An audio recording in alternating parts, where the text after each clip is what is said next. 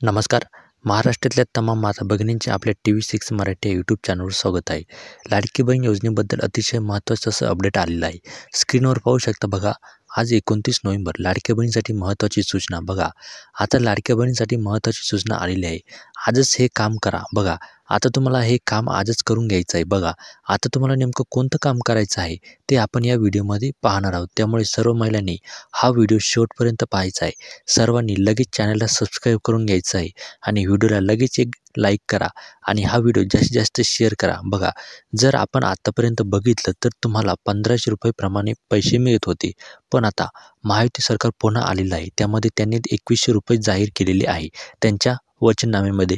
तर आता तुम्हाला 2100 रुपये मिळू शकतात. पण काय झालं आहे, अजूनसुद्धा आपलं जे सरकार आहे ते स्थापन झालेलं नाही. त्यामुळे सध्या तरी आपल्याला 2100 रुपये महिना मिळणार नाही. पण त्याआधी आपल्याला काही महत्त्वाच्या सूचना आलेल्या आहेत आणि आपल्याला हे काम लगेच करून घ्यायचं आहे.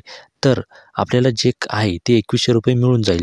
तर चला आता तर बघा, संपूर्ण डिटेल्समध्ये माहिती बघण्यासाठी आपण इथे स्क्रीनवर आलेलो आहे. आचारसंहिता संपली. लाडक्या बहिणींनो, हे काम आजच करा, नाहीतर मिळणार नाहीत पैसे. योजनेबाबत मोठे अपडेट. तर बघा, आता जी काही आपल्या राज्यात विधानसभा निवडणुका होत्या, यामुळे आपल्या राज्यामध्ये आचारसंहिता लागली होती. पण आता ती आचारसंहिता संपलेली आहे. आता लाडक्या बहिणींना लगेच हे काम करून घ्यायचं आहे, नाहीतर जे तुम्हाला पैसे मिळत आहे ते पैसे तुम्हाला मिळणार नाही. तर आता नेमकं कोणतं काम करायचं ते आपण जाणून घेणार आहोत. त्याआधी जर तुम्हाला लाडकी बहीण योजनेबद्दल काही समस्या असतील, काही अडचणी असतील, तर त्या तुम्ही आम्हाला कमेंटमध्ये विचारू शकता. तुमच्या कमेंटचा मी पूर्णपणे रिप्लाय देण्याचा प्रयत्न करत असतो. तर बघा, आता महायुती सरकारनं राज्यातील महिलांसाठी लाडकी बहीण योजना सुरू केली. या योजनेअंतर्गत ज्या कुटुंबाचं उत्पन्न 2 लाखांच्या आत आहे, अशा कुटुंबातील लाभार्थी महिलांच्या खात्यात दर महिन्याला 1500 रुपये जमा करण्यात येतात. तर बघा, जे आपलं महायुती सरकार आहे, या महायुती सरकारनं काय केलं की राज्यातील ज्या महिला आहे, या महिलांसाठी लाडकी बहीण योजना ही सुरू केली. आणि आता या योजनेअंतर्गत ज्या कुटुंबाचं उत्पन्न 2 लाखांच्या आत आहे, अशा कुटुंबातील लाभार्थी महिलांच्या खात्यावर दर महिन्याला सध्या 1500 रुपये जमा केल्यात येतात.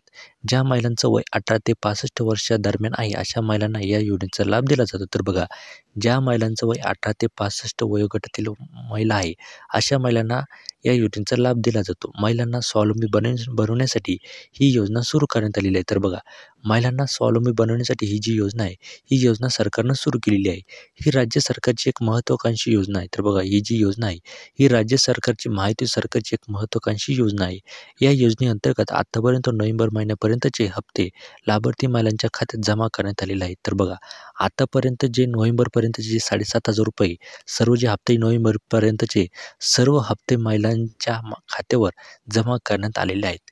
डिसेंबरचा हप्ता देखील लवकरच जमा होण्याची शक्यता आहे. तर बघा, आता आपलं महायुती सरकार पुन्हा आलेलं आहे आणि आता जेव्हा सरकार स्थापन होईल, पुढच्या डिसेंबर महिन्यात सरकार स्थापन होणार आहे आणि हे सरकार स्थापन झाल्यानंतर लगेचच तुमचे जे डिसेंबरचा जो महिना आहे, तो लगेचच तुमच्या खात्यात पडू शकतो. 1500 रुपये म्हणो किंवा त्यांनी सांगितल्याप्रमाणे 2100 रुपयेसुद्धा तुम्हाला पुढच्या महिन्याचे मिळू शकतात.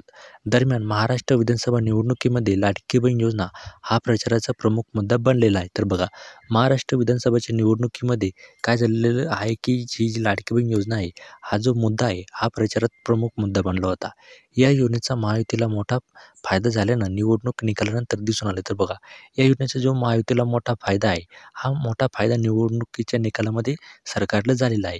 याच योजनेवरून विरोधकांनी सत्ताधाऱ्यांवर टीकेची झाडं उचलली होती. तर दुसरीकडे सत्ताधाऱ्यांकडून देखील विरोधकांना तोड प्रत्युत्तर दिलं जात होतं. त्यातच जर आता महायुती सरकार पुन्हा सत्तेत आलं, तर लाडक्या बहिणींना 1500 नव्हे तर 2100 रुपये देऊ, अशी घोषणा महायुतीकडून करण्यात आलेली होती. तर बघा, सरकारने काय केलेलं होतं की जेव्हा निवडणुका लागल्या त्याच्या आधीच महायुती सरकारने हे घोषणा केलेली होती की जर आमचं पुन्हा सरकार आलं, तर आम्ही लाडक्या बहिणींना 1500 रुपये नव्हे तर 2100 रुपये देऊ, असं त्यांनी घोषणा केलेली होती.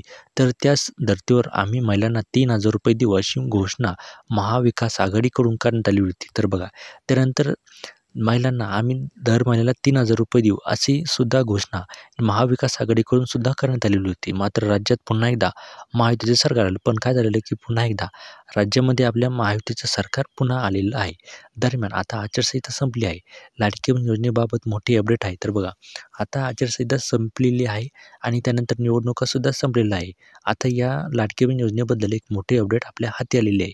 ती म्हणजे लाडकी बहीण या योजनेसाठी अर्ज करण्यासाठी अंतिम मुदत 15 ऑक्टोबरपर्यंत देण्यात आली होती. तर बघा, लाडकी बहीण योजनेबद्दल एक जी अपडेट आहे ती अशी आहे की जी अर्ज करण्याची तारीख होती ती 15 ऑक्टोबरपर्यंत होती.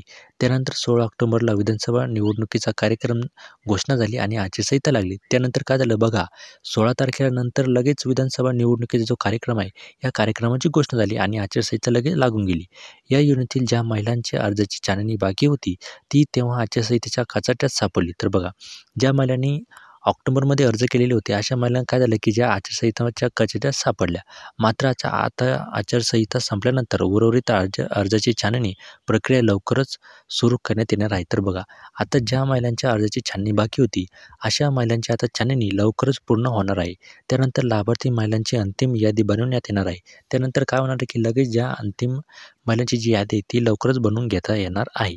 ज्यांच्या अर्जामध्ये त्रुटी आढळून आल्या आहेत, त्या त्रुटी दूर करून अर्जदारांनी पुन्हा अर्ज भरावे असं सांगण्यात आलेलं आहे. तर बघा, ज्यांच्या अर्जामध्ये त्रुटी आढळून आली आहेत, त्या त्रुटी दुरुस्त करून लगेच अर्जदारांनी काय करायचं आहे, की पुन्हा अर्ज करून घ्यायचा आहे.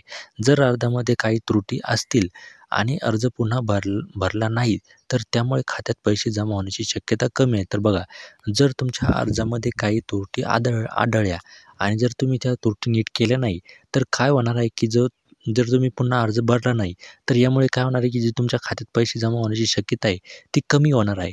तर असं हे महत्त्वाचं अपडेट होतं. व्हिडिओ आवडल्यास लाईक करा, आपल्या चॅनलवर नवीन असेल तर सबस्क्राईब करा आणि हा व्हिडिओ जास्तीत जास्त महिलांपर्यंत शेअर करा, जेणेकरून त्यांनासुद्धा ही माहिती मिळेल. तर चला, भेटूया एका पुढच्या नवीन अपडेटसोबत. तोपर्यंत जय महाराष्ट्र. धन्यवाद. टेक